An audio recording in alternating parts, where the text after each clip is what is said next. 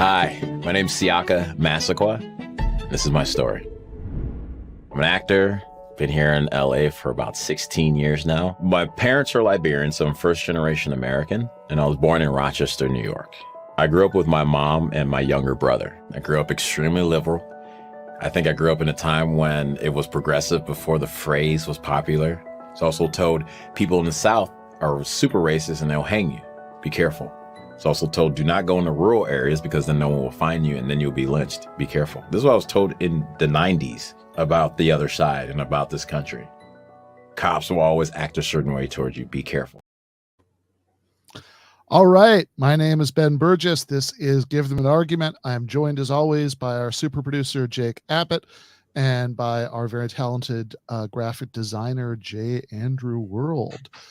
The voice you just heard, Siaka Massaquoi, is going to be in the studio in, assuming he doesn't run into undue traffic in about 15 minutes. And we'll start the debate around then. We were originally planning to do this elsewhere, but had to do a change of venue. So we're doing it as part of the show tonight, live in studio. So I suppose that is bad news for people who are based in LA who are looking forward to seeing it in person. Good news for people based everywhere else who now get to watch it live. Instead of waiting for whenever any kind of recording we could have gotten done was released. But before Siaka comes and we start the debate, there are a few other things I wanted to cover. The first thing is that we always this show, of course, has launched many people into stardom, and we thought that was going to happen with our own Jacob Abbott, who was interviewed on Fox News this weekend, but they decided not to run it. Yeah, well, keep on the lookout, folks. But it was interesting. I was at a pro ceasefire, anti-occupation protest in Bryant Park in New York City on Friday, and it was absolutely pouring rain out there. So it was a pretty good. It was like some of the hardest rain since it flooded like a few weeks ago. So it was a pretty good turnout considering that. But I was basically struggling, trying to find my friends who are already there when a clean-cut young gentleman comes up to me and says, "You want to be interviewed?" And I'm like, "All right, sure." I was kind of just like, running high on caffeine and just the energy of the moment. So I was like, "All right." And I'm like, as they're starting, like, "Who's this with?" And they're like, "Oh, this is for Fox." And I'm just like, "Oh, fuck." And my adrenaline starts going, and yeah, it was a super hostile gotcha type of interview. I think my main goal was just not to give them the red meat for conservatives they were clearly looking for. So I really dialed up my just normal guy, just out here trying to be kind of a pro-peace protester. He looked really bored while I was giving my answers, which I think was a sign I wasn't giving him what he was looking for. I think for those who want to peek behind the curtain there, the gotcha question, the first gotcha question, if I remember correctly, was, how do you feel about the fact that Palestine bombed their own hospital? And then they asked in one question, they said, like, do you support Hamas? And basically we're like, so, like, what do you suggest Israel do, like, after a ceasefire or instead of there was some type of, one of those questions where they're trying to get you because you're not a military strategist. So yeah, I tried to give them an argument. If they ever release the footage, first of all, I hope they don't doctor it. So it's like, I love Hamas, like cut from different clips of me saying not a big fan of Hamas. But if they release the raw footage, then maybe we'll see how I did. But I tried to give them an argument on the spot. Definitely had my adrenaline going. I've never given a hostile interview before on such a chill issue such as this. But I was pretty much happy with how it went, I think, which is probably why they didn't air it.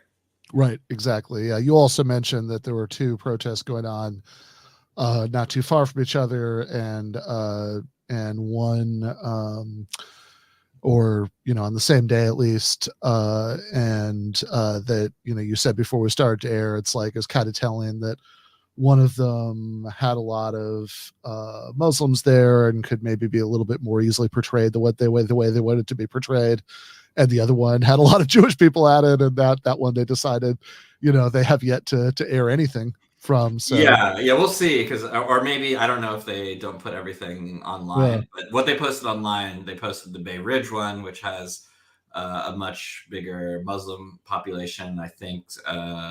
Well, for sure, and I think that was a bigger contingent. Not that it wasn't a part of the contingent Sure. at the one I went to, but I think that was also big Jewish Voice for Peace representative, a lot of DSA people. So it was. It was more diverse in that sense, I think. They probably couldn't portray it as the scary invasion type of narrative that they usually would try to. They want to see Muslim Americans in having contentious relationships with the police. Is what they want to put on air, and we'll get clicks and stuff like that, right? So I looked at one of their video from the Bay Ridge protests, and one of the comments was like, finally we see, or like, from the sewers of New York out into the streets or something. So that's more of the audience that they were looking to supply content for. But just if you're going to go to a protest, be ready to answer their some of these stupid questions if you want to be on TV. And before, make sure to ask them, if you don't want to, just ask them who they're with, because I think they will tell you. But by the time he said it's Fox, I was like, you know what, fuck it.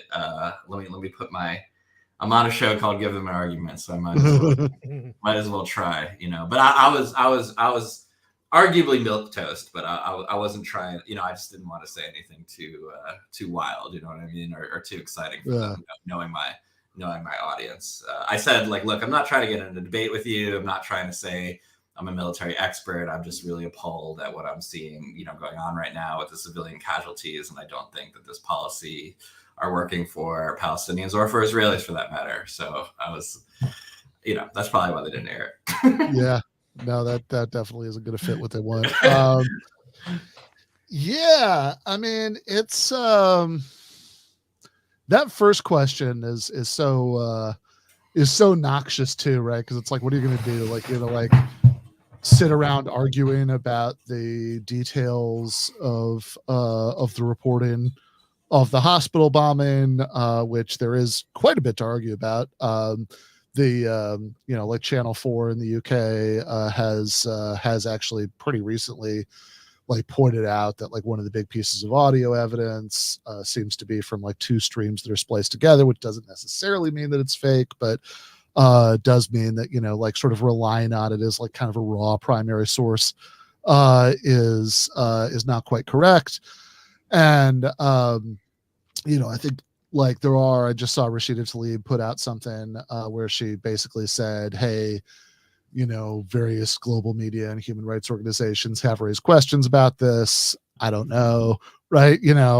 Which is I think fair. It's also I was talking to our friend and frequent guest Anna Kasparian the other day, and she pointed out it's she made some of these points about how she thinks it probably was the Israelis who did it, but also that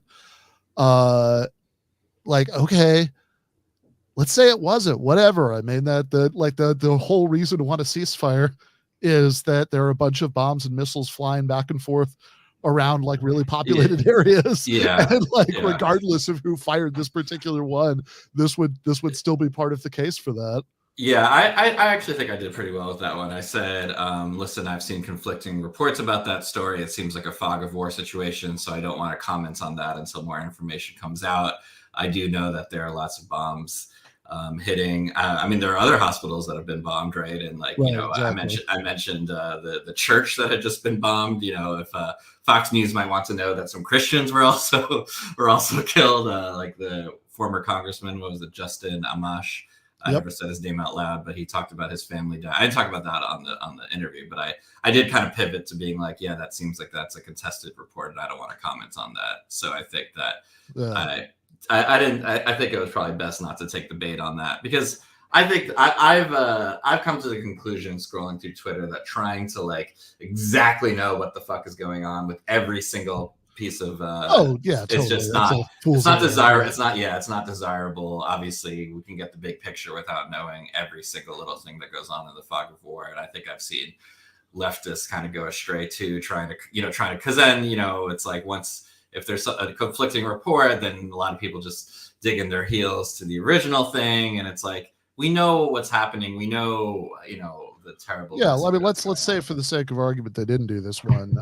There's no doubt whatsoever, right, that there are numerous neighborhood blocks full of apartment buildings. There's the Greek Orthodox Church in Gaza, that there are other hospitals, that et cetera, right? I mean, this is like nobody denies any of this, so yeah, I mean, that is kind of a really astonishing, missing the forest for one tree that might or might not even be a real tree, because it's the fog of war and who the hell knows right now.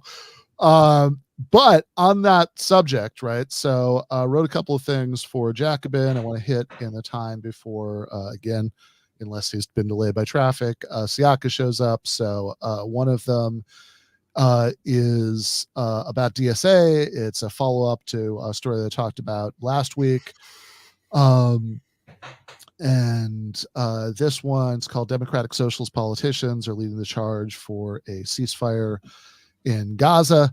And it is a follow-up on the one about Rashida Tlaib and Cori Bush from their like initial statements. And basically it's making the point, look, I mean, this I have no problem whatsoever with criticizing these people when they do drop the ball, as to be fair, they sometimes do with foreign policy questions and vote for things they shouldn't.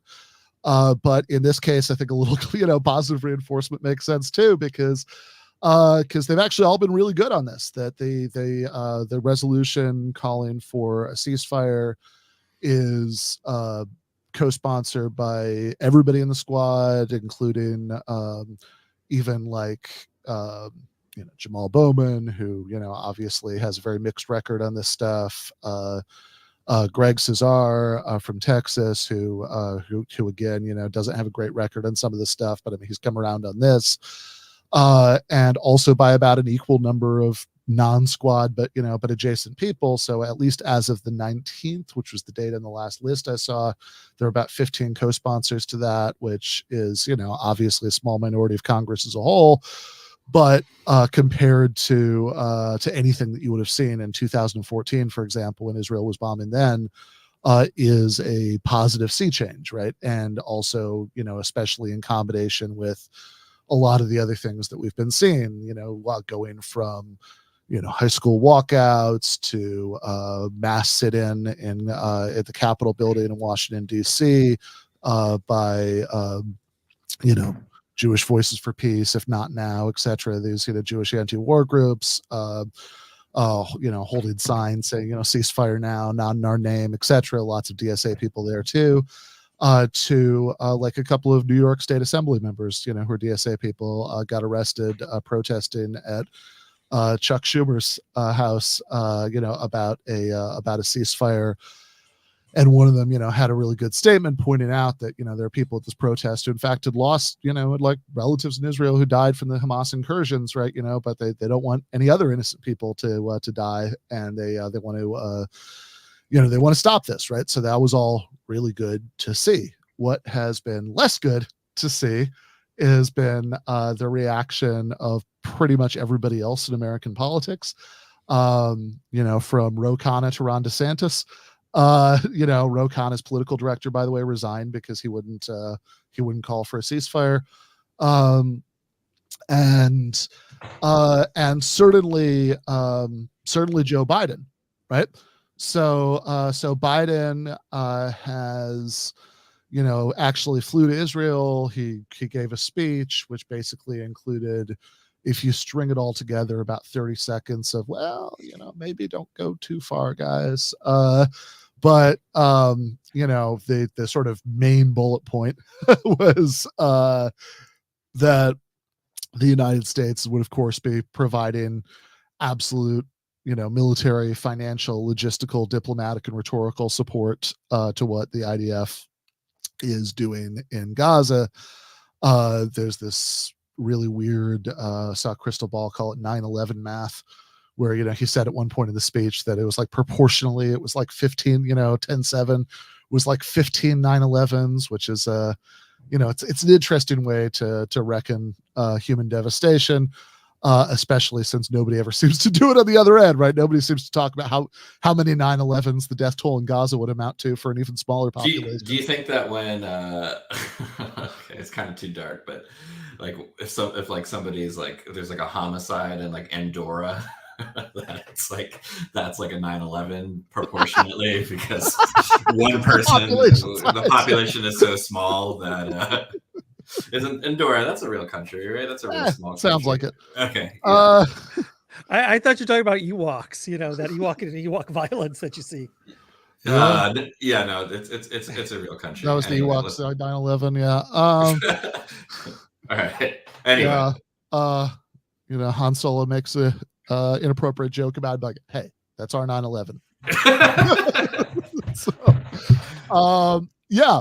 So, and speaking of Joe Biden, yesterday I had something in Jacobin that is very unusual for me because obviously I am normally just doing commentary, right? I'm in the opinion of expressing opinion, in the business of expressing opinions, making arguments about things that are already in the news.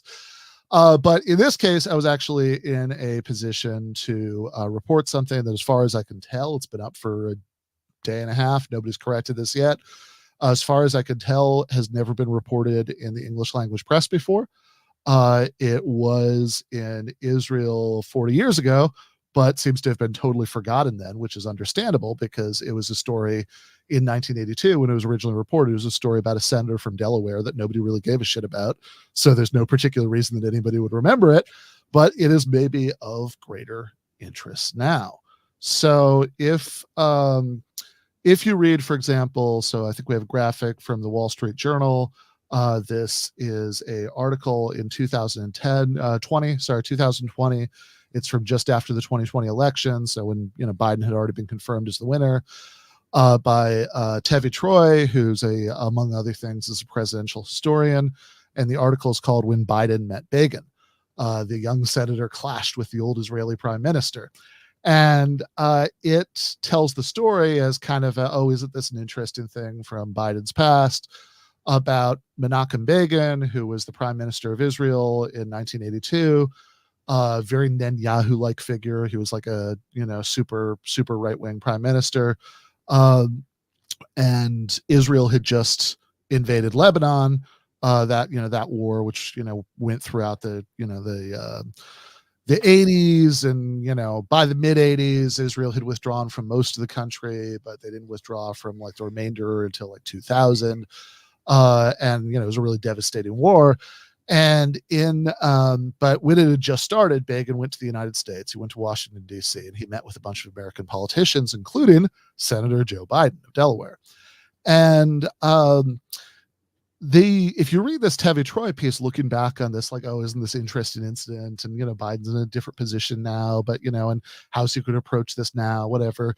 If you read that article, it has a lot about the theatrics of the meeting. That apparently there's a point where Biden and Begin were arguing with each other. There was like shouting and fingers pointing and table banging and stuff like that, but it doesn't really say what the shouting was about.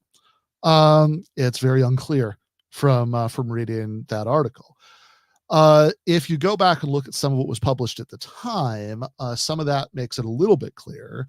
So there's an article in the Sydney Morning Herald called, so this is from 1982, called Biden, so it's Begin flies home after U.S. Senate clash, Beirut ceasefire shattered again. And in that article, there is a little bit more of a detailed description of this Biden Begin confrontation, and it has this crucial piece of information, which is that unlike some other senators at the time who actually were very angry about the sort of belligerence of the attack on Lebanon, Biden didn't have a problem with that. that, that he actually said, no, that was actually okay. But what he was mad about was the settlement policy on the West Bank. So, Biden, in a sense, was, maybe being like more assertive about something good, right? Opposing, the settlement policy than he has been since. But he was generally for the operation in Lebanon. But again, it's 1982. Senator from Delaware. Nobody really cares that much what this guy has to say. So it's like it sort of gets a little bit of attention in this article because of the dramatic aspect, but it doesn't really quote much of what Biden says. Fast forward to now, and there is a reader in Tel Aviv who, through another friend, got in touch with me and he had stumbled, just kind of doing some hobbyist research about this on a article in Yehudot Aronot. I think I'm probably butchering that, but that is a mainstream Israeli newspaper from 1982. And in that one, he found this truly jaw-dropping quote, which I am where he says, so this is I'm going to do a quick screen share so you can see this, this is a quote from the translation. So we got this. The reader who initially shared it gave us his translation, and then we reached out, through intermediaries to a few other Hebrew speakers to get, their to get their notes on it. And so we kind of put it all together to get this translation. So this is from the Yehudot Aronot piece. It says, Biden's comments were offensive, Begin said. Suddenly, Biden said, what did you do in Lebanon? You annihilated what you annihilated. I was certain, recounted Begin, that this was a continuation of his attack against us. But Biden continued, it was great. It had to be done. If attacks were launched from Canada into the United States, everyone here would have said, attack all of the cities of Canada, and we don't care if all the civilians get killed. If so, Bacon told us, I was wondering what the shouting was about. It turned out Biden wasn't shouting about the operation in Lebanon at all. He was angry about what Israel was doing in Judea and Samaria. Judea and Samaria is kind of the right-wing Israeli way of talking about the West Bank. But I don't know. This strikes me as pretty interesting that, I've had people since this came out tell me, oh, why are you so excited about this? He's just doing a hypothetical, right? There's no, he's not actually advocating committing genocide against Canada. He's just saying that if there were ever terrorist attacks from Canada, he would be in favor of doing genocide in Canada. But that itself strikes me as pretty interesting, right? That especially now that he is his president and would actually be in a position to do so, right? Because if you look at that language, that it was great, it would be justifiable to bomb all the cities in Canada, even if it killed all the civilians. That's hypothetical genocide against Canada. I don't know. I'd kind of, it's Jacobin, so I'm sure that, it'll make only a limited splash, but be kind of nice if somebody asked Biden about what he thought about this now. I don't know, while they're at it, maybe also Justin Trudeau. Well, first of all, Ben, it's nice to see you, get out of the armchair where you just, spit it off takes and actually do some investigative journalism. So that was nice to see. But it is interesting. It's really horrifying. I think that there's competing ideas, or two ideas that can be in tension at times, right? Of do these politicians really believe what they're saying, or are they just at the mercy of, let's say, special interest groups, right, with Israel? So I think it's interesting to go back that far, right, and see. And he wasn't just towing the party line, right? He was kind of freestyling, right? Yeah. He was like a wild card. He was like, hate this, love that. Yeah, exactly, right. These are his genuine opinions, apparently, right? Because he's balls and strikes. He's willing to argue with him about some of it, but he's like, oh yeah, no, all of the all the bombing of Lebanon, that's great. No, I would totally do that to Canada. If which is like also kind of amazing because like as the reader who brought this to be pointed out, there actually hadn't, so the PLO and other groups were staying, headquartered in Lebanon at that point, but there actually hadn't been that much terrorism in the couple of years leading up to the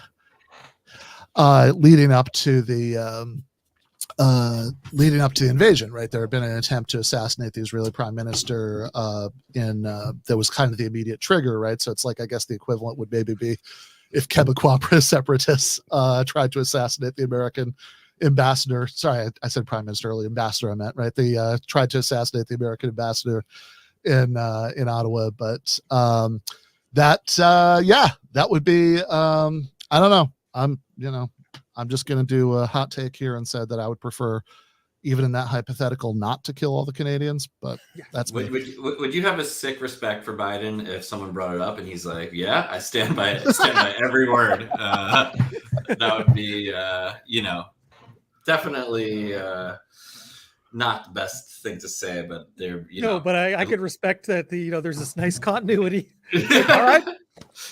Hey, Biden's got a Biden. Yeah, exactly. Yeah, exactly. All right, guys.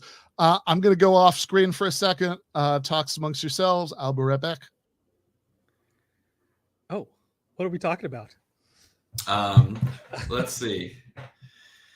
Ben is, I think, preparing for his debate right now with Siaka.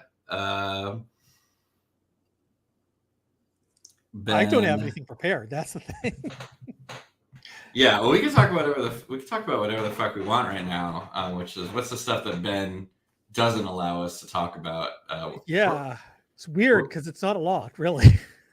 I feel like we would talk about Star Trek more than we get to if Ben let us roam free. I think we would do a special Star Trek episode. Maybe we'll do we should review the unionization Star Trek episode, DS9 episode for patrons. That's a great episode. Absolutely. I mean, just the whole fact of like seeing Rom, a Ferengi, who's basically like, if for those of you who don't watch Star Trek, Ferengi is an alien race that's basically hyper capitalistic, discovering Karl Marx and is reading, Marx. It's brilliant. All right, Ben.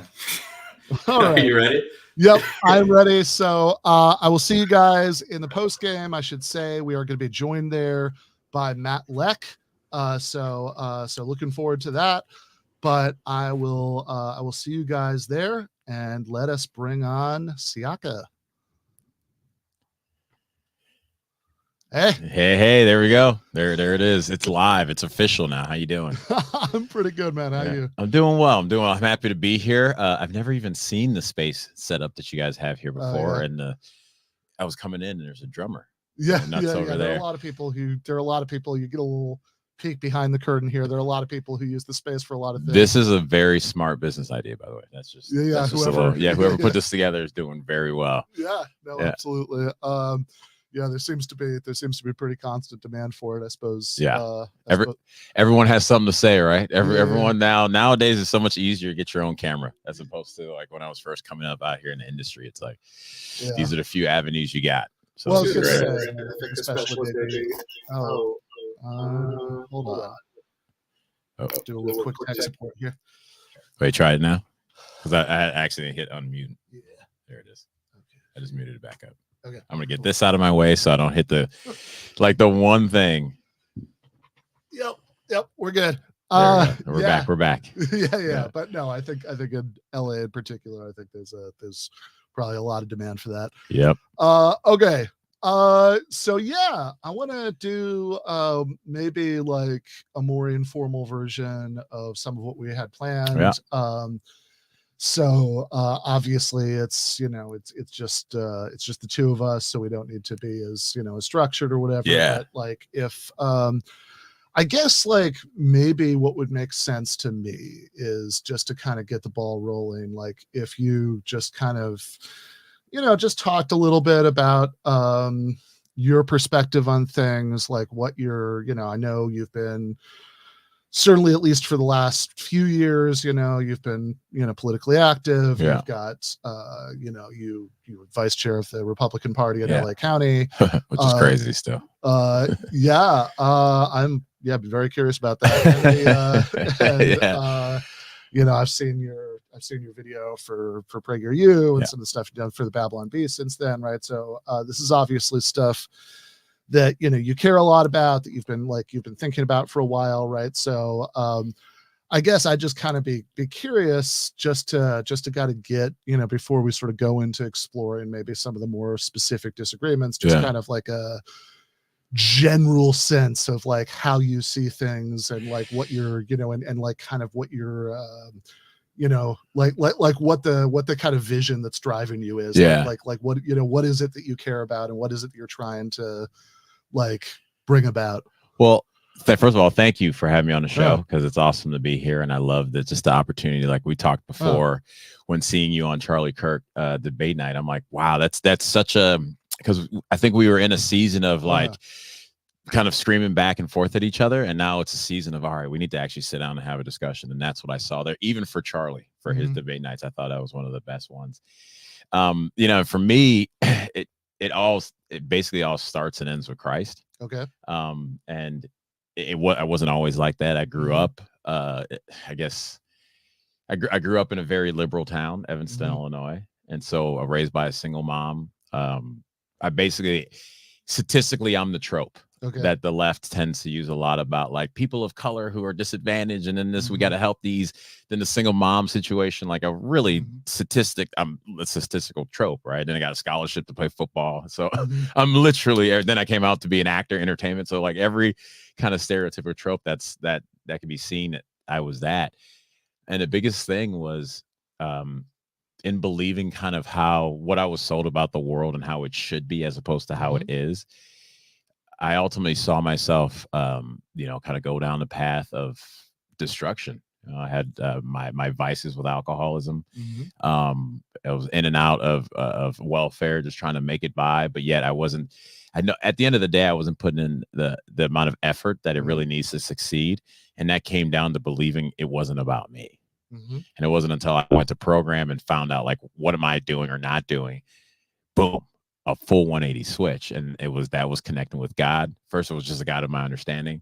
Now, as I kept going further in my life, my sobriety, I find that it's Jesus Christ. So for me, ultimately, and seeing all these things going on, whether it's someone's on the right, someone's on the left, I think that we have to go back to what does the Lord want from us? Because that is an objective standard, that we have created the best country in the history of the world based on this standard. And we see ourselves moving away from that. For a lot of it goes down because we're in a better state. And what I would want from us to go, look, at the end of the day, leave everyone alone. That's my number one first go. Leave everybody alone. Let people have the ability to decide their own future. If you want to be a worker, be at McDonald's, that's your prerogative. If you want to build your own business, like your own podcast, that's your prerogative too. But in a sense, get out of people's ways. And I think a lot of times, for what I was raised up under, was the idea that more government will help the people get to the place they need to go. And it's just been getting harder and harder. And so to me, ultimately, I want the government out of everyone's life as much as possible, right? Outside of our utilities and services and the net to help people bounce back up. But when you have so many regulations and make it hard, just in California, just to have your own business, now that dream you want, as most men have, just to want to build and create, it gets stifled. So I just want to release that valve and allow us to actually, each individual, see where they can really go when getting in a sense, letting the reins off. Okay. So I heard a couple things there that I'm curious about how they fit together. So the first one was about religion and your religious beliefs. And then the second one was kind of like a libertarian thing that was like quasi-libertarian. Get the government out. Yeah. And so I am like, I guess like my first question would just be sort of like how those two, fit together, right? Because it's like, well, like when I kind of ask you about your politics, what you want to happen, and you start talking about religious beliefs, then I think an obvious fair question is like, okay, so like you want to impose those on people? I mean, like what do we, how does this relate to like what you want politically? For first part, we have to have a structured society. Okay. That's just number one. Uh-huh. In the history of the world, and I think this is what can be missed. And as humans, I do see one of the biggest things, and why I go to religion, because in the Bible and what I've read in the Bible, it tells about who we are, just as much as it talks about what God wants from us and who God is, but it talks about who we are. And we're falling like crazy. Like we'll turn around, get the miracle on one end, then turn around the next day and go back out and spend that money on drugs or alcohol. You know what I mean? Like that's what we do as our nature. So if we can establish a set of rules to go, hey, in the understanding of human nature, human debauchery, how far down when let completely loose to our own devices, how far we can go. We go, well, let's set a society that helps us to, in a sense, bumper rail, stay within, so that everyone doesn't have to worry about some random person that believes, well, you know what? Your car's my car now. There's an objective standard that goes, no, that's not your car, man. That's someone else's work. They worked for it. They put their effort down into it. Don't touch it.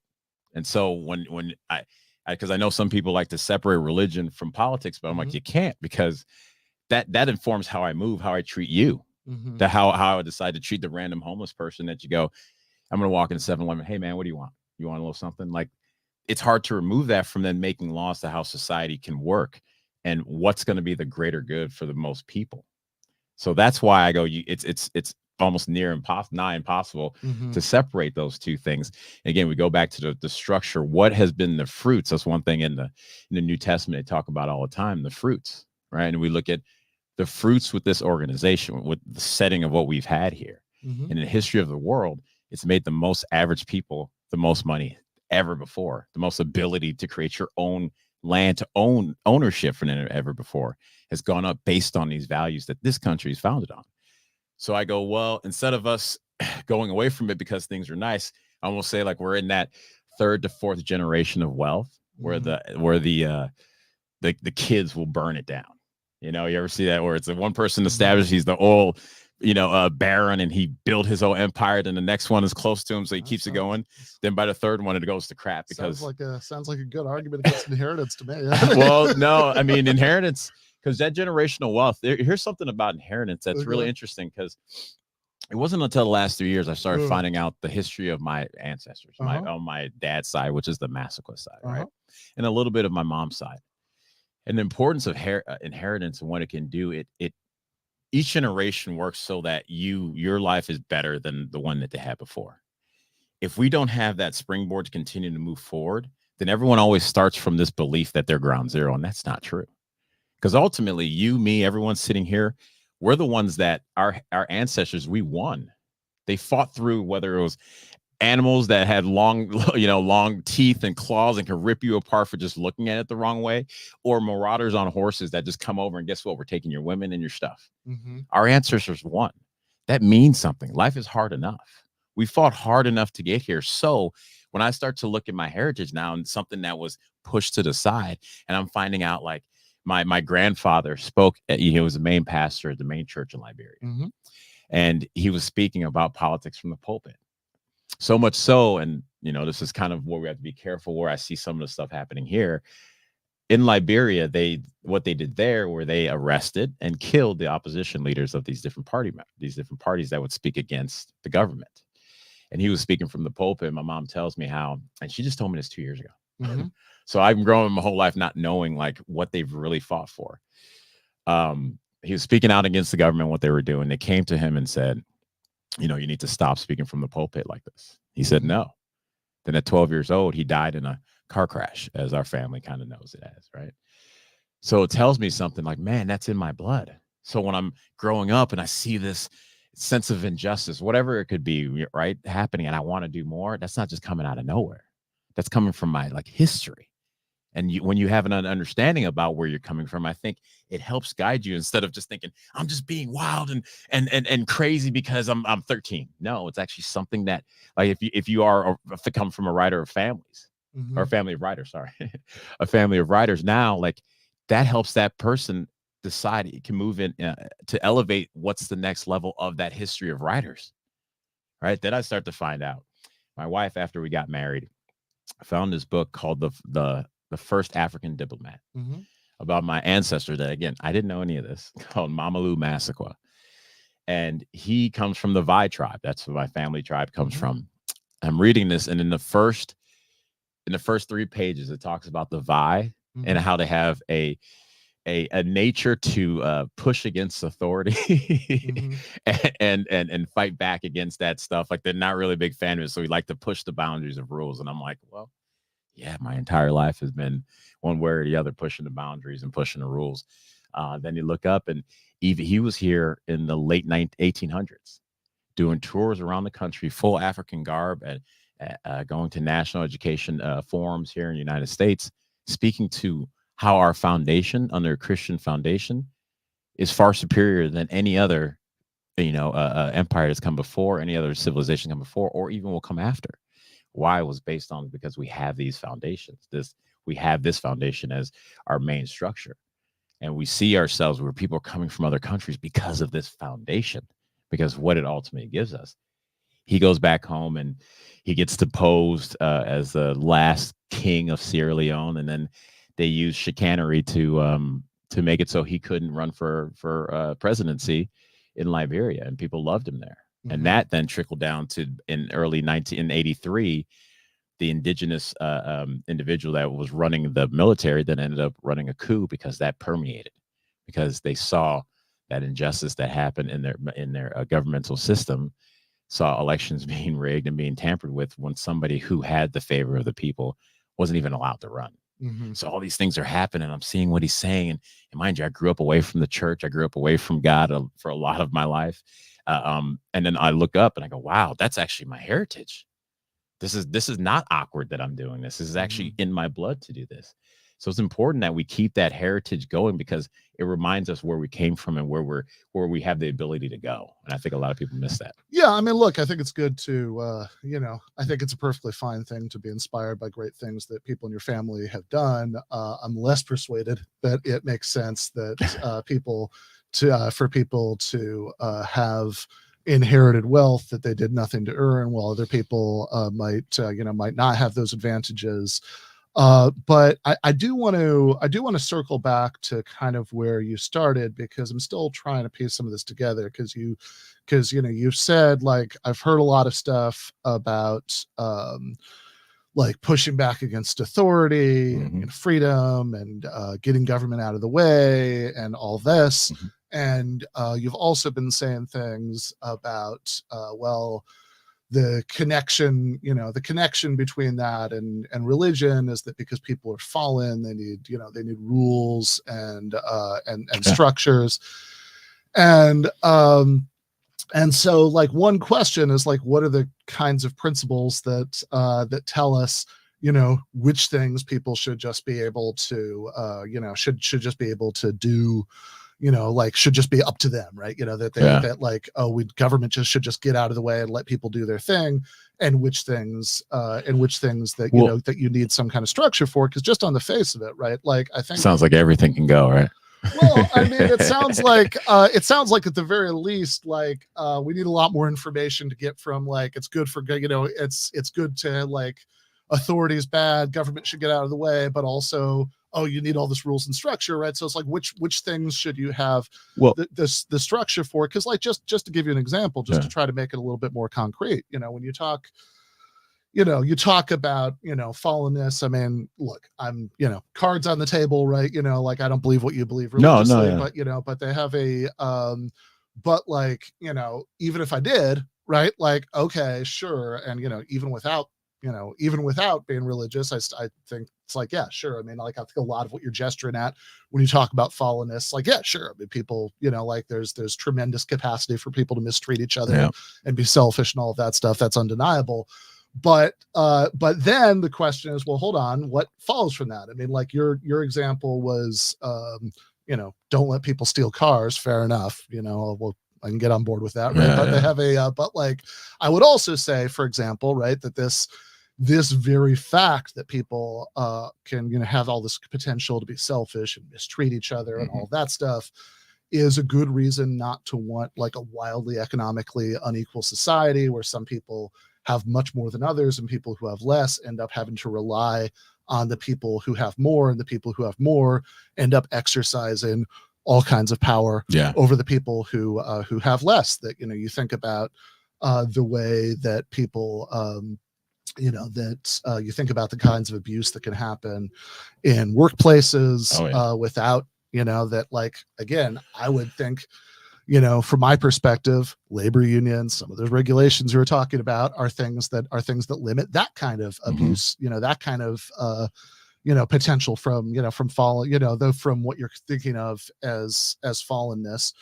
So, like, where I would put that line, right? Like, what should be up to you, that, like, government should just get out of the way and let people do what they want, and where we want rules and structure is to say that I think when it comes to distribution of resources, then like, sure, that's, everything. There's a sense in which, like, you sort of can't be neutral about that, because if you're saying, if, like, two people are in a conflict about something, and, I think this should be mine and you think it should be yours, then, like, ultimately the state has to make a determination about that, right? Of course. So that's something that can't be neutral on. Yes. So I think that when you start thinking about, like, distribution of resources, economic equality, that's something that I think it makes sense to, to sort of enforce justice and fairness with some kind of structure. Whereas, I mean, going back to where you started, right? I mean, something like, personal religious beliefs, how people want to live their own lives to the extent that it only affects them, right? That's the, that's the kind of thing that strikes me as much more like, yeah, sure, government should just get out of the way and let people do what they want. But I'm guessing that's not how you would answer those questions, because my answers are ones that are sort of based on this idea that, hey, what we should have is a much more equal economic system, but also in terms of people's personal lives, like, that's where I really want government to get out of the way. And when I hear you saying, like, I hear you describe yourself as a Christian conservative. The first thing you said to me earlier was everything begins and ends with Christ. Right. I know you've done a bunch of stuff with the, Babylon Bee. They're obviously very, socially conservative people, right? So it's like, that, when you start talking about socially conservative policies like that, I start to worry that you're talking about stuff that's not letting people live their lives however they want. So I know I've said a lot, right? No, but good. Like, before I throw back to you, I just want to try to make it a little bit concrete with, like, a really specific example, right? So like same-sex marriage, like, what do you think about that? Well, I think people can do, in a sense, what they want. Okay. Now, am I going to recognize it as a Christian, as a marriage? No. Okay, but that's me. But then I don't think the state should be in it one way or the other. So that's the problem. Just like everything else, the state gets involved, and then it becomes the issue that then people are fighting off of, where it's, if you want to go get married and someone's going to marry you, that's fine. Go do your thing. But then if you want to go get married and go to a Christian baker and go, you have to make my cake, that's where the problem comes in. And that started back in the early 2000s when I wasn't a religious person, when I was on the side of all this stuff and watching and going, yeah, get them, not understanding what that really meant. And so that those people, if you want to live that way, that's fine. To go live that way. You have someone you're going to have to deal with at least in my belief, at the end of this. Now, even with that, and this is something that, because I'll start like also saying this, I think Christianity has done a terrible job in marketing. And so a lot of how it's been presented, because this is coming from someone who was anti-God from top to bottom. So this is not coming from someone I grew up all in the church. This is like, no, God's fake flying spaghetti monster, to like, I know he's real. And so in watching, like, when I was saying we're fallen, like there's deviances that we all participate in. Homosexuality, same-sex couple, it's just another form. Like when I was out sleeping with a bunch of women left and right, that's not the order God wants from us. And so a lot of times we've missed being able to know what the order is, to then go, there's a reason why he wants this from us. It brings order, i.e. life, to ourselves, and it gives us a better structure to move. We can move however we want, but the structure that's found in the Gospels is the best structure that I've found for my life, and seen also for how this country, only country established like this, under those principles.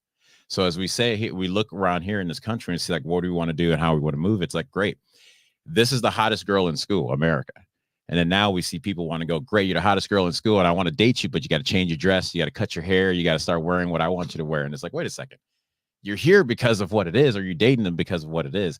So like we talked about earlier, there's value in that past. There's value in where we come from, where we're going, and what makes that possible. And that's going to come down with our ideals that are based on Christianity. That's the reason why we're here. That's the reason why we're not like France, and we're not like what happened in Russia, and we're not like what happened in Venezuela, because we have Judeo-Christian values sitting on the underbelly of everything that we do, that allows us in other countries, when some people will bring up certain ideas, they go, well, you're done, just like I explained to you. Yeah, I mean, right. You know, my grandfather Russia, and everybody, they were just like, we're done. I mean, Russia today is a very conservative religious society. The Russian Orthodox Church is very politically powerful. But the difference, like, the difference is laws, true. But the difference is that this is founded for and by the people. So when you're talking about the economic issues we're seeing right now, we're voting terribly. So we do get caught up in someone that goes one side. We get caught up on someone that's just going. And I'll use this example, even though I'm clarifying that I do believe drilling is a good thing, but a moniker like Drill Baby Drill. So then people, I'm going that way hardcore, but they don't understand, okay, what deals and what packages are these people about? Because they may tell you Drill Baby to drill to say we're going to get, energy independent, because that was the Bush years major thing they were trying to say, and we weren't energy independent with them. So there was something else going on. Then you look at the other side of saying we're going to help everyone succeed, marginalize this, marginalize that. Then you look up and you have these people making $200 to $300 million as public servants, while the areas that they come from look like third world country, looks like Liberia that I went and visited 2 years ago. So it's us as the citizenship. That's the thing that also makes us different than Russia, than France, and anywhere else, because it's truly up to us. And when we see France is a democracy, and France, and look at France, they have no-go zones in certain areas of the country because of their immigration policy. Yeah, I'm more skeptical, I think, about that. We can, I don't know how sort of productively we can hash that out here. But if you ever want to go to France, we can check it out. Hey, you know what? Let's put it up, guys. Hey, anyone wants to help? We sponsor Ben and Siaka. Go to France. Yeah. Now we're putting it out there. I will happily do that fact finding mission. Let's go.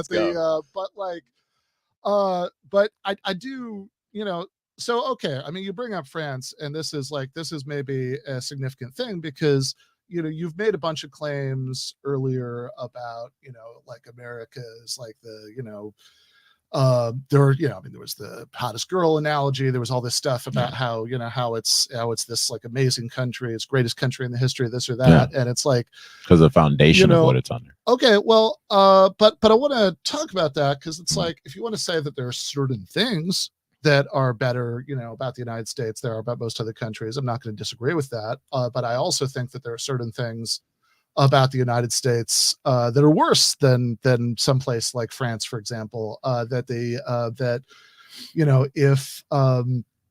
Certainly if you think about if you think about the distribution of wealth, if you think about poverty, if you think about, even like conservatives often love to say that it's like, poor people in America are like doing just fine compared to, and then they pick some country in the third world, like, okay, but on the other hand, they're not doing fine compared to poor people in France and, Sweden and Norway and Denmark.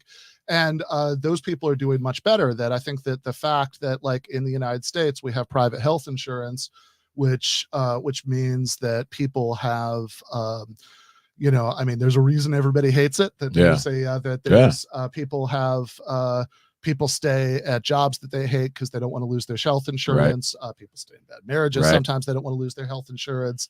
But there's easy resolutions to that no one ever talks about. Okay, well, I want to hear the resolution. But I would also say, for example, right, like here's a very concrete example that that the France analogy makes me think of. That the United States is the only country in the first world, and one of the only countries of any kind in the world where there are zero required days off, like paid days off, right? That they have that you get 0 days of mandatory paid vacation.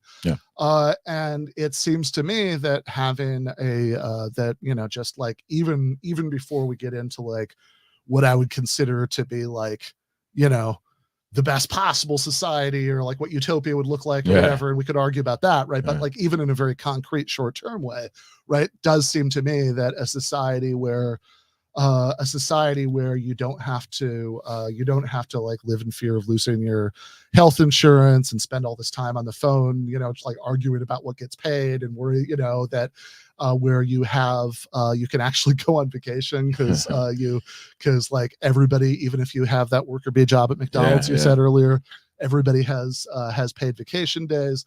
Like those all seem like things that are much better, right? Like, and that America would be better if it had.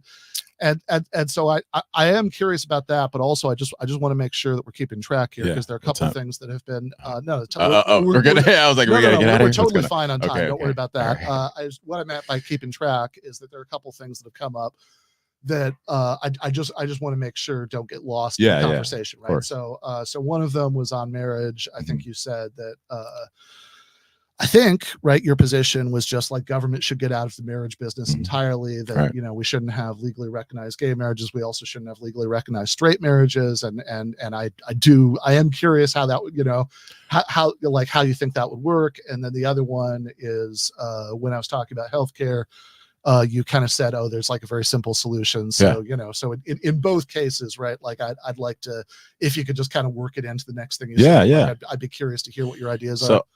So I think it's actually the answer I have for the healthcare thing. Yeah. You guys are going to like this. Okay, go for it. It's the reason why I started to follow Donald Trump.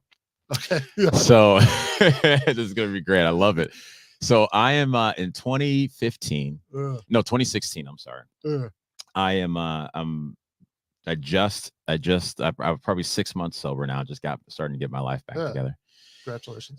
Thank you, sir. I go down to the National Black Theater Festival. We do this play, Dutchman, Mary Baraka. And the first night I get down there, that night was the Republican debates, right? So I was like, you know what? I'm sitting down in a hotel room. They had a nice little gift basket for us, the actors that showed up.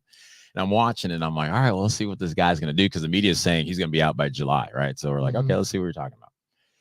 So he goes on there and love him or hate him, he went and dismantled the old guard on that first debate. Everyone was like, oh my goodness. And I just loved the show initially, but what I love the most, and I go, okay, this guy's serious, they started bringing up the healthcare point. And to your point, and what I've seen now is just, there's just everyone just says like their little chanting on one side, Medicare for all, or like, Medicare for all will destroy the country, and then that's just it. And you're like, that's not a discussion. That's just who can scream their statements louder, right? And Trump goes, easy thing to do. He goes, you put all this out on the open market, and you let the open market decide. And I could hear everyone's butthole just squeeze tight, because that's not financially viable for those people who are standing up there, because it makes sense to, like here in California, that it's illegal for us to even try to get insurance outside of the state. Like, why would they do that? Why would they put up these limitations on something that's breaking people's back, sell you the only way to do it is government? How about you release it and I can get health insurance in Wyoming instead that has all the same coverage? Okay, so that's the open market. Let's say we did that, right? So we've let we've let health insurance be sold, cross state. I mean, in some ways, like the strategy is the same as the strategy with Obamacare, which is that like, healthcare will become affordable if there's more competition. That was the original pitch for that too. I don't think that worked out well. They have but like, I think that I am curious, like, though, how, like, okay, like, let's say we did that, and and all the sort of standard concerns about that, if like regulatory standards are worse in some states or whatever, just forget all that, right? Like, just assume it's fine. But even so, like, how does that solve the problem of people being tied to their jobs for their health insurance? Because you could already buy insurance on the California exchange. I mean, if you could buy Wyoming insurance, that's one more option. But I mean, like, that's the thing about the free market. More options, more opportunity, less ability for shenanigans, if you will. And for example, I'll show you this. Every one of us have been to a 99-cent store in Dollar Tree, correct? I'm sure you bought some things there that you go, well, I don't have enough money to go to CVS. I'll buy it here. It only exists because of those options. And where you are in the economic state of life, at least you can have a chance to not be beholden to that one job, because it's stuck here in California. Let me get the Wyoming. I'm a 23-year-old kid who's healthy. A lot of young men don't even go to the hospital or doctors till late in their 30s. So do they need to pay? Which is a problem. Which is a problem. Stuff gets missed because of that. Exactly. But they do that because they go, well, I'm not even going to pay into this thing because this thing just costs too much. So if they're paying $15 a month, $20 a month from something from Oklahoma because it's cheaper, now their health just goes up. So then when they're later in our lifetime now, and when we're in your 40s, just like me. So when we're in there, it's not, I ignored everything for 15, 20 years because I'm a young, virile man. No, I was able to go in and see a doctor, twice a year, just normally. Why? Because I can get the 99-cent store a pasta instead of going and getting the Ralph's pasta. We see it every day.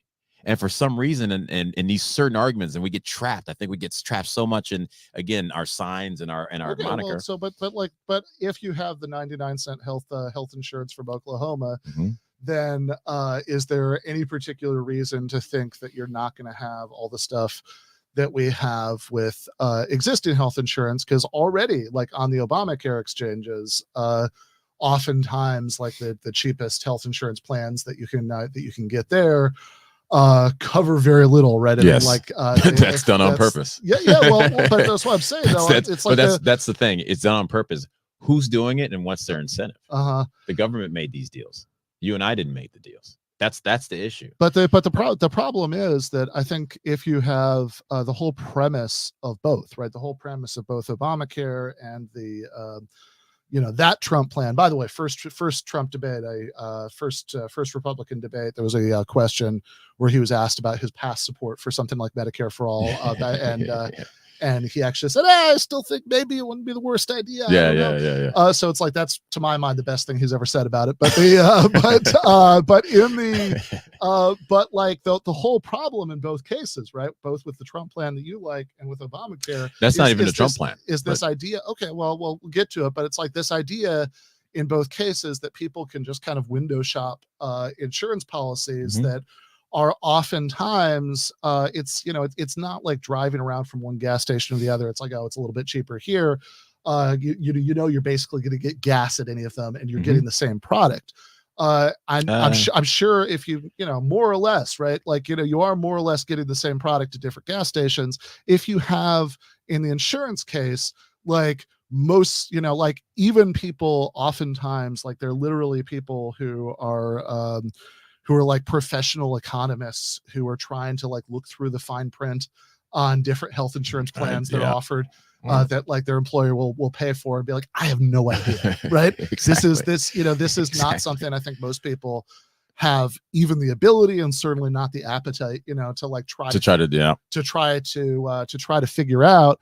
And so, I mean, my worry with that is that a lot of those 99-cent store health insurance plans, out of state, whatever, are going to turn out, when push comes to shove, not to cover very much. That like there's a lot of stuff in that fine print. You think maybe it'll cover it.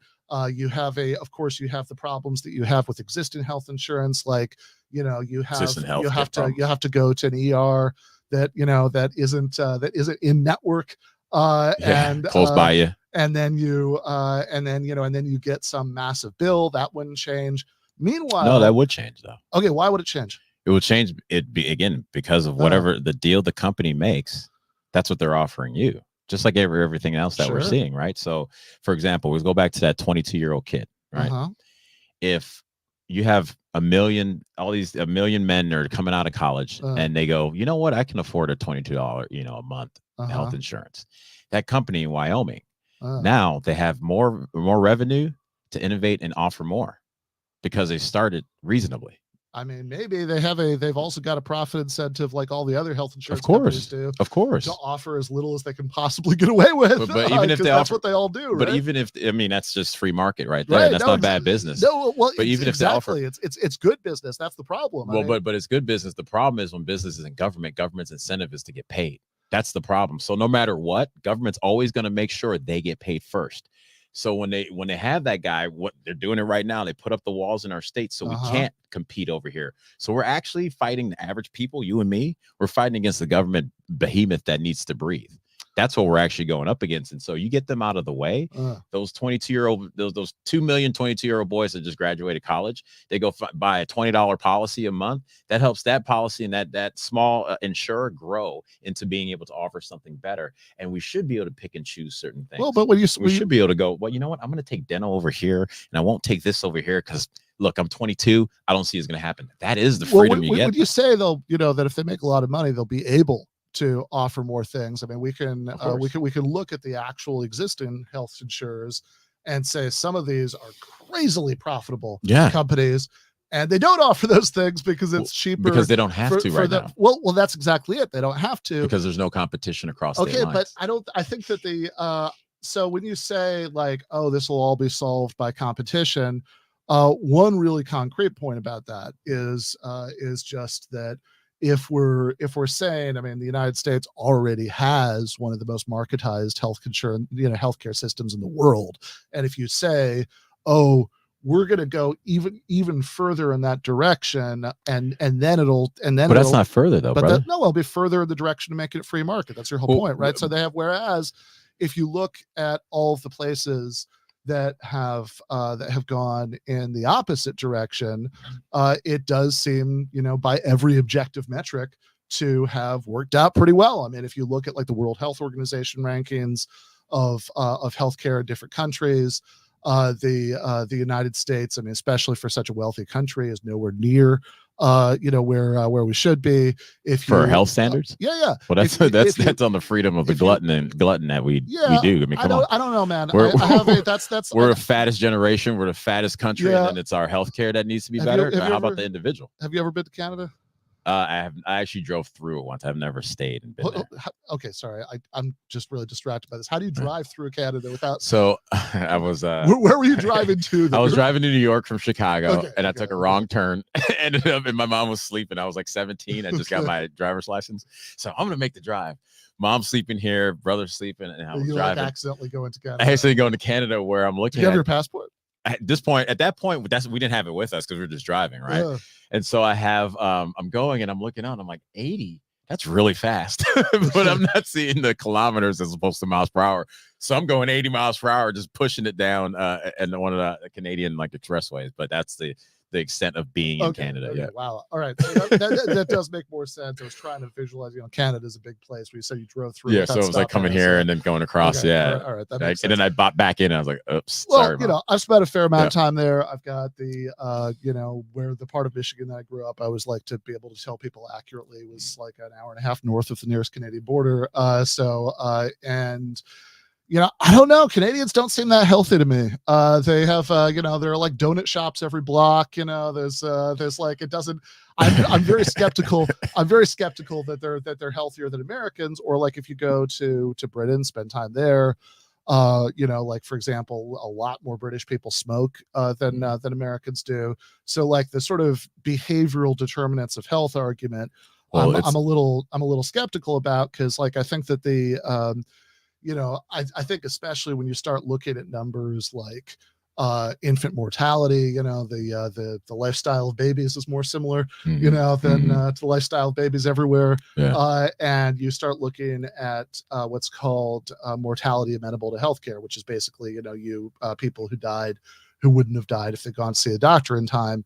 And those things seem a lot better. I'd also point out that if you look at the politics of these places, that like even in places like Canada and Britain, even the conservative parties don't run on we're going to end like the NHS, the National Health Service in Britain. We're going to privatize. Well, those are different countries, though. Medicare. No, they are different countries, but they establish themselves differently. This is a country established on a free market. So when one side's saying to remove that, part of it is because of that history. So we got to be fair to that. It can't just be like, well, you don't care. It's like, well, it starts from someplace. Sure. But they have but this is the point that like, if you want to see what's working and what's not working, it seems to me that the fact that, again, even the conservative parties in those countries don't advocate going to something like the American system, that like they have to at least pretend that they want to keep what they have, because they won't win another election if not, because once people have that, they like it. Yeah. Right? Once you give them stuff, they want to keep it. Yeah. Yeah. Like welfare.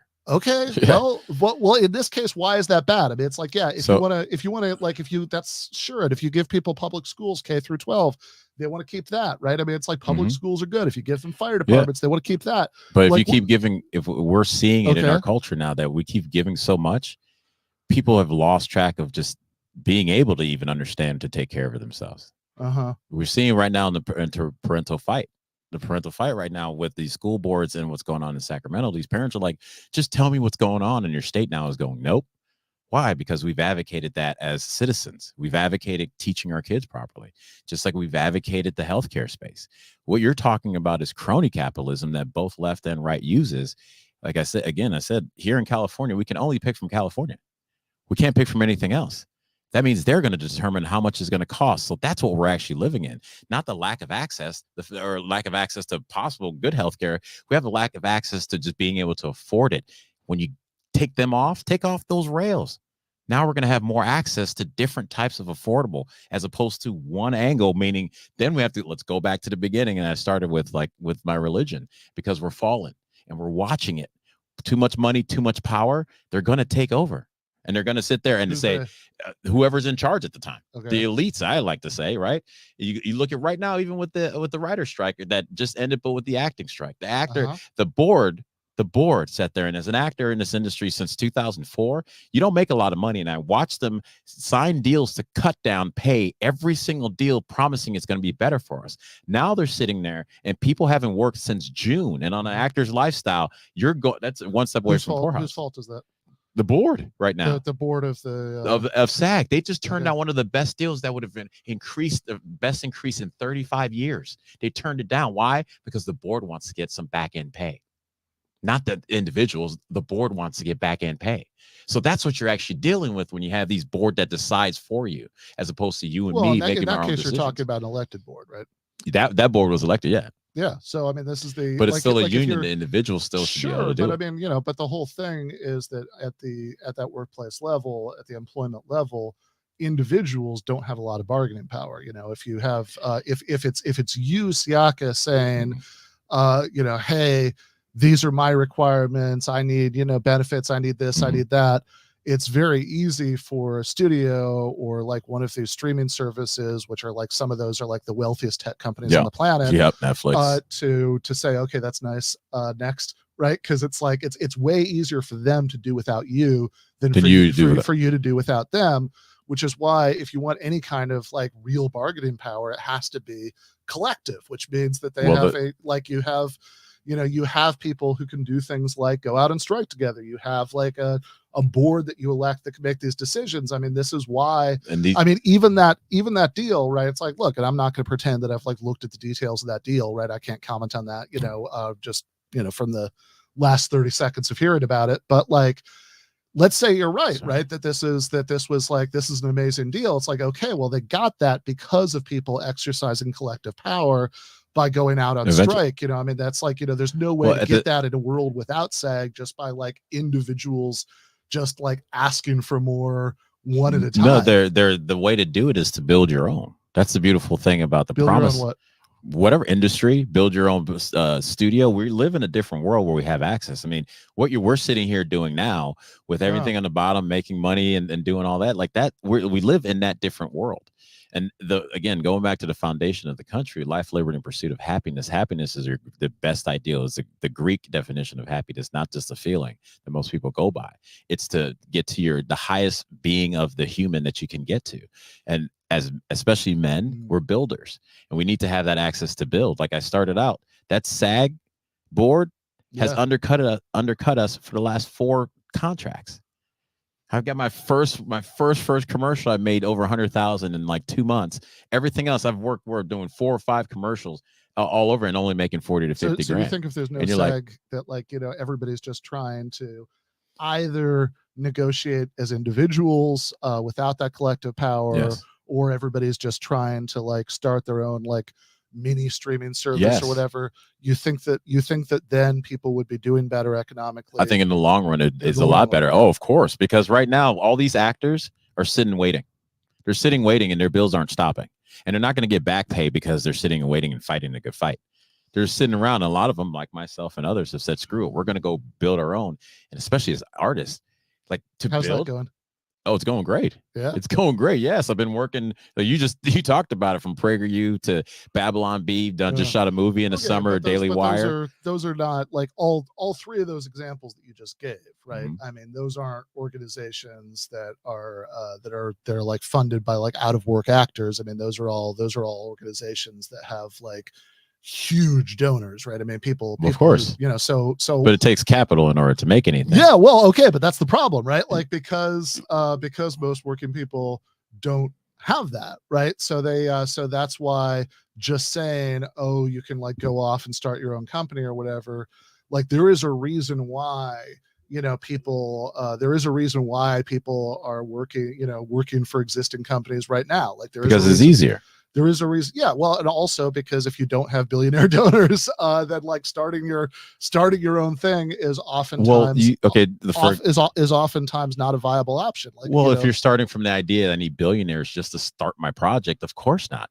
Any and everything that we've loved, from cell phone cases to the computer. It started with people sitting there and going, I have an idea and a dream and I'm going to go do it. I mean, in those cases, right, if you look at, cell phone, those examples, cell phones, computers, etc., right, like in basically all of the technology that goes into this, like everything that makes a smartphone a smartphone, the GPS, the touch screen, all of these things are things that ultimately come from research that was actually happening in the public sector. If you read Mariana Mazzucato's book, The Entrepreneurial State, she talks about a lot of those examples. A lot of that comes from DARPA, from the Defense Department, the defense got on board, but we're talking about it's not like we're talking about people just tinkering in their garages. By and large, that's actually not how this stuff came about. But by and large, when you're talking about outside of what was in Britain when they first invented IBM, I think it was the IBM computer.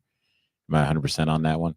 Do you know? I don't. Off the top of my head, I thought that was the U.S., but maybe you're right. I don't know. But I know that, or they started the first supercomputer. But I'm sure in the comments they'll tell us one way or the other. Okay. But you look at somebody like Bill Gates and even his story. But ultimately, what I'm saying is, it doesn't start with it, or not. Sorry, Steve Jobs. He started in his garage. Sorry. Okay. But it doesn't start with where the end product is with the $1 billion. It starts with the beginning of wanting to build something. And if we go, well, your only skill set is to go work, then you're actually not really going to your full potential as a person anyway. And so what you want to get into right now, this whole thing we're doing is an example of you going, screw it, I'm going to do it myself. And that access exists now more than ever in America. We just have to look at the landscape and go, okay, we can pick and choose, not fight for $20 at McDonald's, because that's not a job that's going to move you forward. It's just going to keep you at a baseline. Let's open up that, like, here to start a business in California, you're going to have to pay $800 of taxes every year, regardless if you make money. But then to start that same business in Atlanta is $35. Already one place is incentivizing people to create and be their own boss, and one place is actually stifling creativity. So that's what really gets in our way, and then forces people to believe a $20 McDonald's job is what they should be fighting for. Well, so I mean, do you want McDonald's to exist? Like, is there like I don't care if McDonald's exists like that. Do you want restaurants to exist? Yeah, and restaurants will exist, and I've worked in the restaurant industry as an actor, bartender, and I work at the place that's going to offer the best for me. So this is my point, though, right? Like that it's one thing to say people should try to get ahead, should try to do things that are going to be more fulfilling for them, as individual advice, right? I don't have the slightest problem with that. In fact, I want to make it easier for people by doing things like having tuition-free college, so anybody who wants to go back to school could do that. But here's my problem: that if that's your whole solution to people who are are in unacceptable situations, are being paid wages where they could barely make rent and groceries, etc. If the only solution is, oh, you should try to get ahead, my problem with that is that that's not generalizable, because ultimately you have to have, if you don't have people, if you don't have, like, the majority of slots in any economy are going to be at the bottom, that you have that if nobody's like picking lettuce, right? That then etc. We're all going to starve to death, right? If nobody's like stocking shelves at grocery stores, etc. So you need those jobs. So those jobs aren't necessarily a bad job, like picking lettuce. Sure. So here's the point though, right? That they have that given that it's inevitable that those jobs are going to exist, given that it's inevitable, in fact, that there are going to be, many more people who are doing that than making a living as podcasters or actors, right? I think just like structurally, right? There's only so, I think that's going to be the case. So given that, I think just saying, well, you want to encourage people to climb up the ladder. It's like, well, no, I'm also, to mix the metaphors a little bit, right? Like I'm also interested in what the floor is for everybody, right? Like is how much are you going to be making? What's your life going to be like? Do you have days off? How much time off do you have? How much, what kind of benefits do you have if you are somebody who's picking lettuce, somebody who, somebody who works in a restaurant, right? In those examples. And if it's not like the kind of stuff that I like, and I'm not, talking about like, achieving full socialism here. I just mean like the stuff that I would like in the short term, right? That's like more and stronger labor unions, better regulatory state, all that stuff. If that's not your solution, then what's the solution for the people who are doing those jobs? Not the people who are going to get out of it and become podcasters or actors, but the people who... You make business easier. Okay. Because everyone has an idea. Like, for example, I live in North Hollywood, and you probably see it right around here. How many of those random little carts do you see where somebody's selling corn? Or how many of those, like, now you see people setting up tents outside, just right on the sidewalk to cook? When I remember in the 2016 election, there was that weird fear mongering about how there's going to be a taco truck at every corner if Hillary Clinton won. And really? That was a line. Really? That was a line from like the Trump campaign. No, I was following Trump. I never heard any of that stuff. Okay. And in fact, I'm following that, being part of the industry, the entertainment and the restaurant industry, seeing those taco trucks pop up, I understood that was actually good business for them, because then they don't have all those regulatory bills they have to pay by just having a brick and mortar space. But then at the same time, the point I was getting to was that, like, right here on Sherman Way where I live at, there's like a bunch of people. They're setting up their little, fry whatever, come get a taco or burrito, or Armenians over by where I live, they're doing Mediterranean food, and I look at that and I go, yeah, that's free market right there. That's when I'm sick of this over here. I'm going to go to whatever store, buy $200 worth of stuff, set up right here out front, and make some money. That's the free market. So that's the way that people, and that started actually with the food trucks. That's why a lot of these owners went there. Why? Because their overhead was so much lower, because they could actually do business. Some people I knew even were like, I'm getting out of the brick and mortar because of all the taxes and all the regulations they have on me. I can't afford to have the space. Owning this van and driving around just makes more sense financially. That's what happens.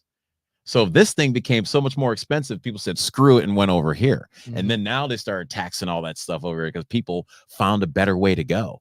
Instead of having people run away from their government while we're living here, get out of there. So then now that restaurant doesn't have to shut down, or can be open more days, because they don't have to sit there and pay for all these taxes on every little step just to turn their lights on before they start.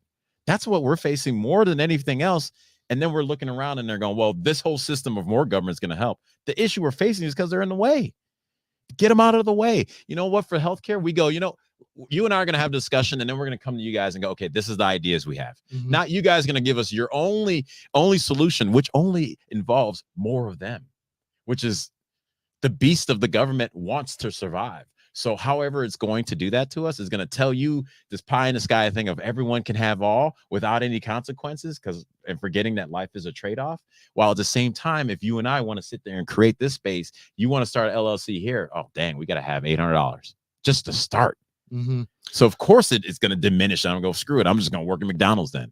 Is that somebody's highest potential? That's being manipulated right now. So there are two things about this. One is if the solution is more people start more businesses, food trucks, etc. Okay, great. But if you have like as much of that as you think is going to happen, everything you want to have happen is going to happen. We're going to do, whatever kind of like, deregulation, libertarian economics you want is going to happen. At the end of the day, right? How many like what percentage of people do you think would be business owners rather than workers? Probably 10. Okay. But, so well, hold on though, right? Because that's I like that. It's an honest answer, right? Yeah. So if it's 10% of people are business owners and 90% of people are workers, then like, yeah, that's great for the 10%, right? But what exactly has this done for the 90%? Because just working for a smaller business, right, doesn't mean that you're going to be paid more. It doesn't mean that you're going to have more time off. It doesn't mean that you're going to have more job security. In fact, oftentimes it actually means the opposite, because the business you're working for is running on a much smaller margin. Well, that all depends on what's going on in your state. Okay. California is the highest tax state. A smaller business is going to struggle here. Okay. Well, you get the government off. And this is because of what you're saying there. That 1%, we're actually talking about the 9% will benefit you and me. If you start a business right now, you're able to run it. You're going to hire your people. You're going to try to give them the best opportunity. Why? Because you know them. It's smaller. It's personal.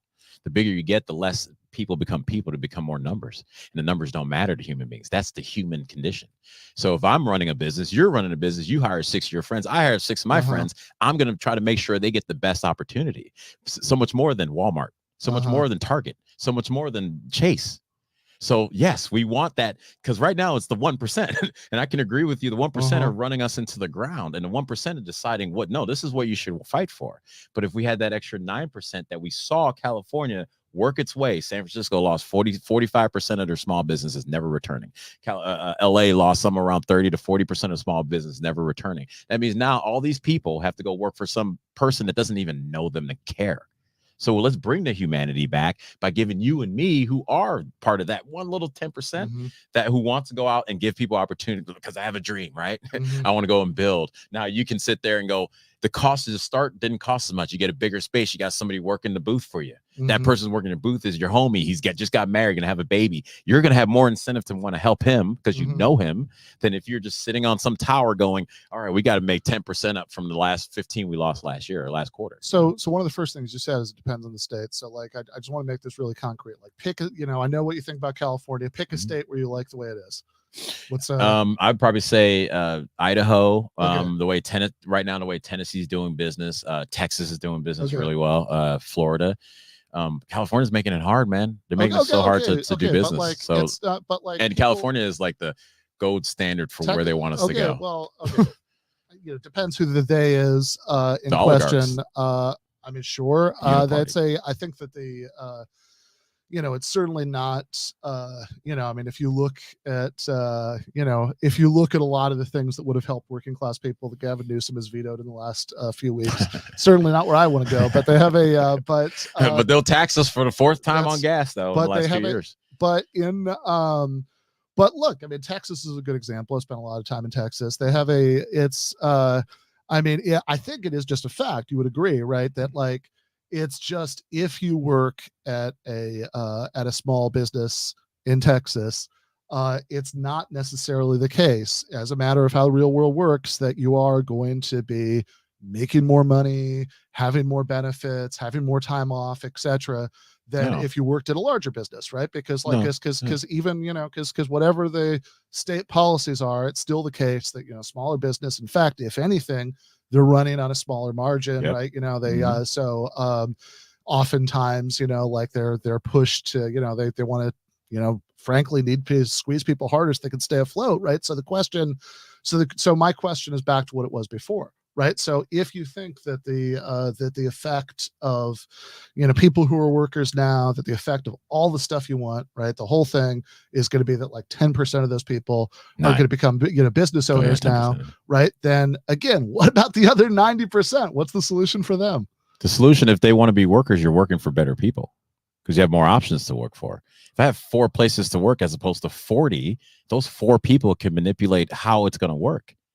That's what happens. That's the idea of not having oligarchs.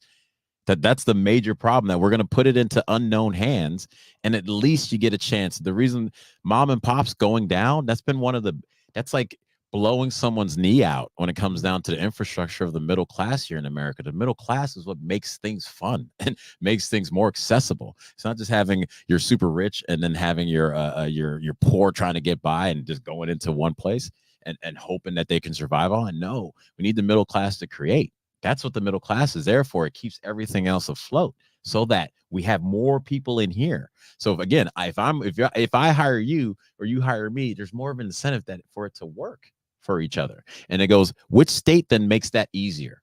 Right. So, not saying that you were pointing out earlier, not saying that these things doesn't guarantee more money, doesn't guarantee more benefits. Of course not. But at the same time, it guarantees you more freedom in order to get further in where you want to go in your life, as opposed to being like here, California, again, being trapped, and we just moved up our minimum wage. The small margin of the small businesses, like restaurant, 2 years before you can maybe think about making a profit, they just squeeze restaurant and the restaurateurs down even harder by raising minimum wage. Okay. That just squeezed, and that's going to squeeze out so many of these places around here that we see driving by.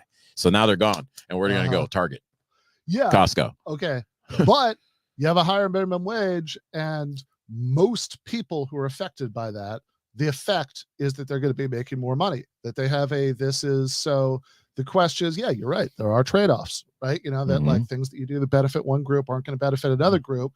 But if you're making those trade-offs, the question is, what is a higher concern for me, right? Is a higher concern for me to help certain smaller businesses get to stay afloat, or is a higher concern for me to make sure that other 90% of the population is making more money, so they can they could afford a good life, but they won't. They can take care of their families. That's the thing, they won't in the long run. When you have, again, I mean, if you're talking about like like the sort of job losses because of this, right? I mean, this is like one of the most studied things in economics, right? There are a million studies about this. There are meta studies where people will look at like, aggregate all the information from the last like 20 years, 30 years of studies about it. And most of those, if you look into it, will tell you actually employment effects are pretty minimal. And if you are concerned about employment effects, right, they have, then first of all, I'd say, if you have out of all the workers who are making minimum wage or making a little bit more, but enough that they'll get a raise, right? When you raise the minimum wage, if 95% of those workers keep their jobs and now make more money, and 5% have to look for a new job, the idea that that's like a net loss for the working poor, I think, is at least not obvious. But even if we are going to talk about that 5%, it's not the case that the only solution for those people is, well, just let's just keep poverty wages for everybody, so those people, to make sure that those people still have a job, as opposed to let's do public works programs. Let's have the public sector step up to hire those people. God knows there's enough for them to do that would benefit everybody in terms of infrastructure projects, in terms of energy transition. I'm sure you don't love that, right? But that would, we're paying for it now. That would be, yeah, we're paying for it now. Like all those things we're paying for. Now? We're paying for the idea of shifting energy. Okay. Like we're paying for it right now. I mean, I don't know if you're seeing the $5 or $6. Like it's, well, we're being taxed like crazy here by the legislation. I've seen it. They've done it 3 times in the last 2 years during the pandemic. We also have the fact that the regulations on our own refineries turn up the cost of just bringing this oil out here. And we're doing that to ourselves. Our oil seems to be that we are by and large still using oil. I mean, transition hasn't happened. No. What you're seeing is a squeeze of the natural gas industry here in California, so that they can push and manufacture the idea of pushing into totally electric, right? Which runs on fossil fuels, by the way. So we're seeing this happen where they're squeezing the average person. They put in their legislation by 2030, we're not going to sell any more gas-powered cars. California is making it more expensive for us on purpose. It's not more expensive. We have our own refineries, and the regulations make the refinery costs go up in the last 2 years alone. And at the same time, they raise the taxes on you and me. I mean, so to raise the taxes, the gas prices have gone up all around the world, but they have. But ours is the highest than any other place in our country. That we have to look at these things and go, what's going on? And when I see, wait, you taxed us 3 different times in 2 years. And then you're putting regulations on our refineries, which technically should be cheap. We should have some of the cheapest gas. So they're manufacturing the problem to then, for you and for most people to say, give them more access. That's going to help us. Give who more access? The government. Give them more power and more access. Like you said, the government, public sector needs to step in more. And it's they've manufactured a problem to step in more. You're talking about 2 different things, right? When you say like more government or less government. More government or less government can mean a lot of different things, right? Yes. But they have a if you banned abortion, that'd be more government. I'm sure that you're for that, right? No, not at all. Actually, Okay, no? we talk about get the government out of it. The only reason why abortion has become so popular is because the government has been in it. That's the only reason. So before Roe v. Wade, there was only 15 states that had it at the lowest setting before Roe v. Wade. But then once you sit there, abortion, access to abortion was at like the lowest level, which was only in the first trimester. 15 states out of the whole country before Roe v. Wade passed. After that, you have federal funding, meaning that you're going to have marketing dollars behind it, meaning that everyone's going to go, this is what you're supposed to do. Why? Because it needs to grow this department you just created that says this is okay. And that's what they've done. I'm not sure what department you're talking about, but they have the funding that goes to the Planned Parenthood from the government has been through the roof, brother. Yeah, none of that goes towards abortion. It's the Hyde Amendment that like specifically prohibits that. But like in the it doesn't have to go to abortions to get people into the space. But it would still be the case, right? Like that they have like if something that's currently legal, right, is made illegal, right? That sounds like more government to me, right? Like that's but it's only legal by the government.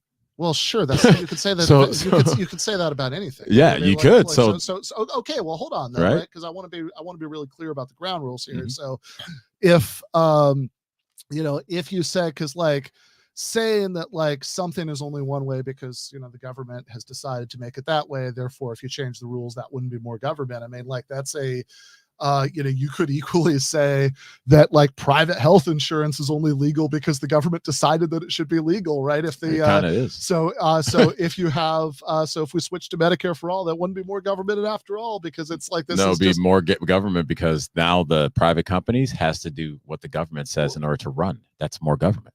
Okay, instead of making their own decisions. But hold on. Why is it that more regulation on private companies that you're counting that as more government, but you're not counting more regulation on what individuals do in the abortion case as more government? Here's the abortion case. Okay. Stop government funding either way. And then let the private sector decide how they're going to pay for it.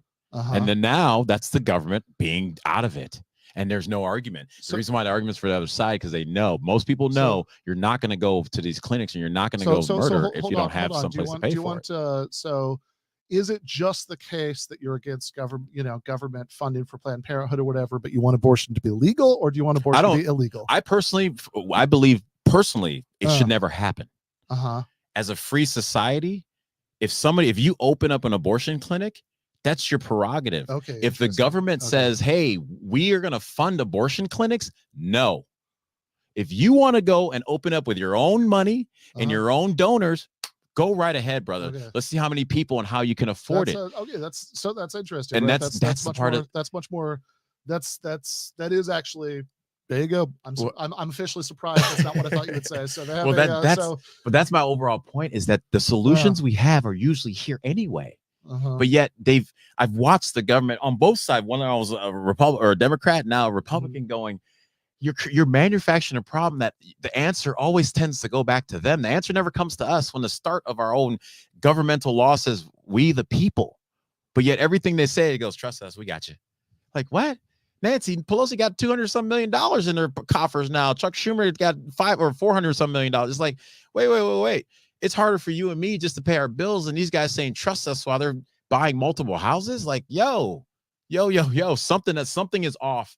Continuing to trust you, just off that alone, something is off. That you're sitting there making kind of starting to look like what they ended up taking out in Russia when it did the whole revolt right there. When you're seeing like the elites were living in high on the hog, or even France when it's let them eat cake. Literally, she said that, oh, let them go have ice cream during the pandemic, and you're like. They're so disconnected. Giving them more power is not going to help us in the long run. Okay, well, it may do a little, massage. Let's talk about giving the government power because it seems to me, you said earlier that you wanted to have that you think, like, generally speaking, government should get out of the way. You went through a list of exceptions. Right. Yeah. And so I think if I'm remembering right, you said something about utilities. Yeah. And then you said something about public goods. Utilities, safety, because what they say is to protect. They got to protect the citizens, foreign and domestic. Right. So if like your police, your fire, these things can be organized at a standpoint from the government space. I am curious about the analogy between the fire and healthcare, because you could just argue it's like, oh hey, if you want to spend money on fire insurance, so the private fire fire company comes to put out your fire, you can do that. If not, you're on your own. There's a big difference, brother. What's the difference? Tell me. Again, we're the fattest country in the world. Okay, let's start there. It's not we're having random fires happening all over this country out of nowhere. It's like if usually fires happen, it's multitude of reasons why. But when we're living an unhealthy life as an overall country, like that's going to be on the person. I mean, even when somebody has like bad wiring in a house, I would argue that the personal determinants of health has a lot to do with the economics in itself. That that when you have a situation where people are wildly stressed, and that where you have people who oftentimes don't have time to cook for themselves, they're often eating much worse. That itself is downstream of a lot of poverty and economic inequality. But I would also say in the fire case, right? Look, there are a lot of fires. I can't quantify it, right? But it's like there are a lot of fires that are caused by personal irresponsibility. That people are being careless, whatever. Mm-hmm. I still want them to be put out, right? But those fires is not in the same comparison to how as a country, health wise, we can personally do so much better than preparing. That's preparing for the inevitable, which our body's going to fall apart. There's little you can do to prepare for fire. Like if a wire happens, even if somebody just does on his own. Would you agree that there are a lot of health problems that don't come from that? That don't come from the person?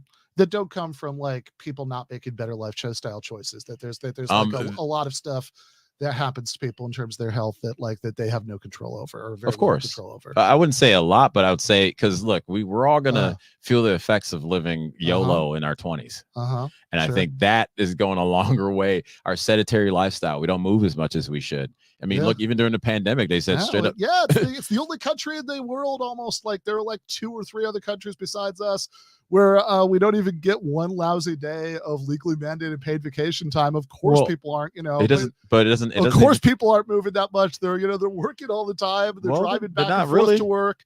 Which, by the way, you want to talk about the myriad problems with California, along with the gas. I'd also talk about the severe lack of public transportation. Yes. That's been when I moved out, because I moved from Chicago. And I moved out here and I was like, this is ridiculous. Like, this was crazy. And then the one big thing they did was they made that train station to Culver City. But when I first moved out here, they were working to expand the Santa Monica right over by Century City. They took out that train to expand it. I'm like, wait a second, they took the train out to expand more? Like, what? Some of the stuff's done is just so crazy to me. I'm like, you're trying to make it hard for people to just be able to live around here. So I'm with you on that. Public transportation. Remember that train we paid for and voted for? Yeah. Where is it? Where's that bullet train from LA, from San Diego to San Francisco we voted for back in 2008 that we're still paying taxes on, by the way? Nowhere. So it's like, I agree with some things we can do, but it's who do we vote for? And what are they promising? If they're not delivering, they're stealing our money. And after a while, especially, again, we're in California. It's been run by one group for over 30-some years. What's the hang up, guys? The utopia should be here. Well, I mean, I think that the group that's run it are by and large. I mean, this is not, these are not exactly people who are even pretending to be Bernie Sanders kinds of Democrats. These are neoliberal centrists. You're talking about somebody like, again, Gavin Newsom, who just vetoed unemployment benefits for striking workers, who just vetoed having requiring an in-person operator for self-driving trucks on the highway, which is sacrificing thousands of jobs. And also, by the way, makes me worried as somebody who has to drive around those highways about being hit. They don't care about us. But what my question would be, like, what would the caring about us look like? And this is where I know you don't like these analogies, but like, it does seem like if you start to look around the world and you look at other countries, you say, oh, those don't have the same foundation, free market values, whatever. It's like, okay, but we can see how it's actually working out in practice. And it does seem to me that you are better off in many, many important ways if you live in a country with more and stronger labor unions, so people have more job security, they're less economically anxious, where people have paid time off, that their employer can't give them 0 days of paid time off, where people have healthcare just as a right for being a person, just like the public schools, just like fire. Those seem like things that make everybody better off. I mean, when you talk about making it easier for people to start businesses, yeah. Look, I'm not against, I think that, let 1,000 taco trucks bloom, right? No, sure, absolutely. But but I have, but we know that doesn't guarantee that that other 90% of the population is going to be doing better off. We know, on the other hand, that we can compare average wages of unionized workers and average wages of non-unionized workers. It seems to me that we do have some solutions that actually do benefit that other 90% of the population. And, and sure, look, I mean, I agree that the Gavin Newsoms of the world suck, but it also seems to me that somebody, the actual it seems to me that the record of the Republican Party on these things is pretty bad, right? So I'm just gonna say this, right? They have a because we are running up to time. So this was too quick. I'm gonna give you hour and a half goes quick. Yeah. We'll do it again, trust me. But they have but I'm gonna give you the last word here, right? Just tell me why I'm wrong to think that that we'd be better off with things like universal health care, things like mandated paid time off, things like more and stronger labor unions that seem to bring all these benefits to people in other places. Why is that bad? Why am I wrong about that? Well, I think, and thank you again for having me on the show. I think the trade-off for what this country is and what everyone else is doing is something that we have to really consider. The trade-off of going into a space like Europe, what are we going to lose? We're going to lose a lot of innovation from the United States, and that's one of the things as Americans we've been leading the way since the 20th century, because people, the human nature, they're going to sit back, and we're seeing a lot of these regulations. We're seeing it in Hollywood when it comes down to creation. How many bad movies, bad writing that we're just seeing that brings down the populace when it comes down to their morale for being in this country. So a few of those things, we lose the innovation that we have for the individual because, hey, I can just go work over here. And I'll finish this up with this. I dated this woman from Spain for 3 years. And I remember she's brilliant, master's in international business relations, beautiful. I'm talking about had the world in front of her. Yeah. And because of the way the system works, she's like, well, I can do this test and then be a government worker for the rest of my life. While at the same time seeing that the people who were government workers for the rest of their lives never did their job properly because there's no incentive to care because they knew they were going to still have a job. And then at the same time, right around that time, she has a cyst on her ovary. It took her 2 months just to be seen while she's going through crazy pain because of that socialized medicine. So I'm going over this country, watching people's incentive to want to do more for themselves be diminished because it's like, well, I got to work for a government. Me personally, do we talk about the political parties another time? Me personally, I don't see that as a net benefit for everyone else, including the poor, the destitute, because that's where a lot of creation comes out of. Because when your back's against the wall and you need to step up and do more, you tend to do that when you don't have just a little bit of crumbs to give you to keep you at a baseline level. And I would want to see that be encouraged more in a state like California than going, no, base level, that's where you should want to be, and you should fight for that comfort. You should fight for being better than where you are. All right. So innovation and wait time, socialized medicine. Next time we talk, we're going to have to start there because I have a lot to say about both of those. Let's do it. I love it. But I promised I'd give you the last word. So I'm going to stick to He's it. a man of his word, people. Don't ever let him tell you a socialist isn't. No. All right, thank you, brother. I appreciate it, man. This is fun. Right. Yeah. All right. Gonna go to the post game for patrons with Matt Lech. If you are a patron, you should already have the link for that. So we are going to be started up within the next 2 to 3 minutes. Left is best.